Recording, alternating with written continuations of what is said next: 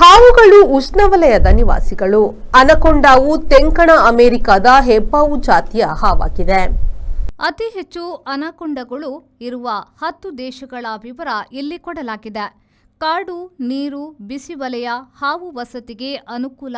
ಟ್ರಿನಿಡಾದ್ and ಟೊಬಾಗೊ ಈ ಎಲ್ಲ ಅನುಕೂಲ ಪಡೆದಿರುವುದರಿಂದ ಅತಿ ಹೆಚ್ಚು ಹಾವುಗಳನ್ನು ಹೊಂದಿದೆ. ಅನಕೊಂಡ ವಿಷದ ಹಾವಲ್ಲ, ಆದರೆ ದೊಡ್ಡ ಗಾತ್ರದ ಹಾವು.